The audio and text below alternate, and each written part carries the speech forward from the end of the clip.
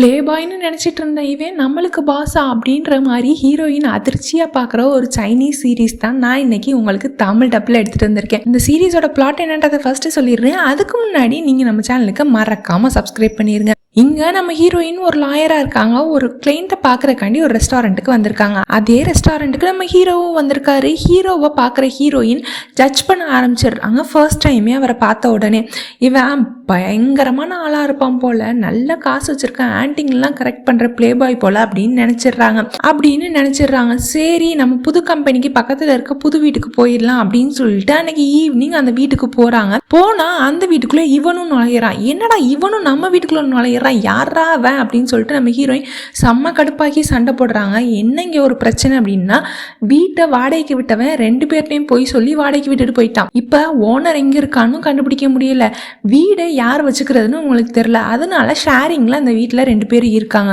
சரி அடுத்த நாள் ஆஃபீஸ் போகலாம், இந்த நாளாச்சு இனிய நாளாக இருக்கட்டும் அப்படின்னு சொல்லிட்டு நம்ம ஹீரோயின் அடுத்த நாள் ஆஃபீஸ் போனால் அங்கே தான் பெரிய டெஸ்ட்டே. ஏன்னா நம்ம ஹீரோ தான் அந்த கம்பெனியோட பாஸே. சிரிக்கிறதுக்கே காசு கேட்குற இந்த நாய் தான் அந்த கம்பெனிக்கு பாஸா அப்படின்னு சொல்லிட்டு நம்ம ஹீரோயின் நினச்சிட்டு இருக்காங்க.